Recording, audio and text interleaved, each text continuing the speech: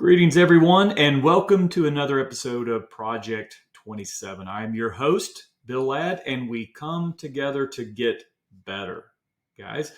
And ultimately, we're going to try to become the best, world class. The best at what? That's your call. I'm going to try to become the best version of myself as I try to be a leader and build out the best world class dental specific CPA firm.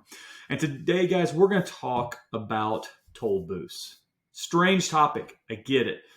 But I was recently listening to a speaker at an event, and he brought to mind the movie Blazing Saddles. If you guys have not seen it, it's a hilarious 1974 Mel Brooks flick.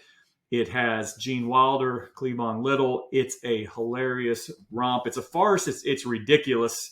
Wild West that has a lot of anachronisms and kind of a crazy, squirrely ending, but it's worth a watch. It's definitely a time capsule of 1974 and the humor that was out at that time.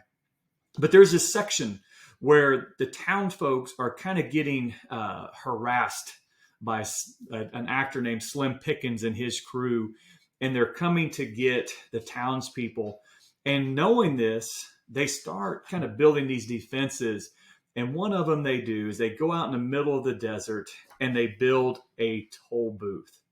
And just right out in the middle of the wide open spaces, there's a toll booth sitting in the desert that these marauders are running up to. They're rushing through the desert. They're going to get to these town folks. They're going to overrun their town and have the economic spoils. And then all of a sudden, right in the middle of the wide open desert, there is a toll booth. And they stop, and Slim Pickens and his crew are super frustrated because now they have to go through and find those nickels and dimes to put in the slot to go through one at a time. And guess what? They don't have any coins. So they had to send somebody back to get let's say he said an expletive bag full of nickels and dimes. So they go back and they're wasting all this time.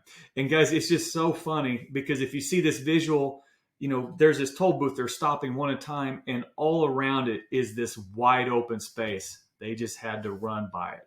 So it just got me to thinking after hearing this guy speak, and his point was really well taken, is how many times are we setting up these roadblocks in our mind, in our head, when everything else is wide open around it?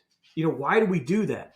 Are we kind of self-sabotaging ourselves? Are we afraid to kind of move forward and take some big steps, big leaps? We set these barriers and these things that just kind of blind us, where we look at them, we say, I can't get past that. I have to pay my dues. I have to do something different to be able to get past this. And I think if we just change our mindset and realize, you know what? There's other ways to go. I have paid my dues. I am good to go. I'm going to see this self-made obstacle, this self-made barrier that's just stopping us. And I'm going to either plow through it or I'm going to go around it.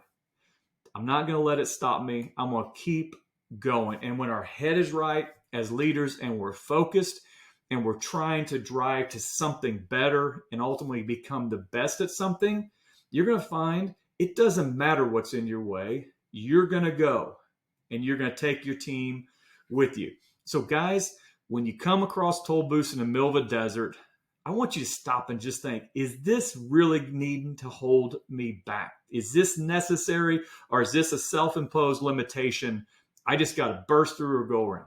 If you can try to figure that out, guys, I think you'll find it get easier and easier to go right past those. So hope you guys are doing well. Hope this was helpful. It was really helpful for me to hear that because I recognized these self-imposed limitations, these toll booths in the desert that I was coming across myself. So until next time, guys, take care. Have a great day, and we will talk soon.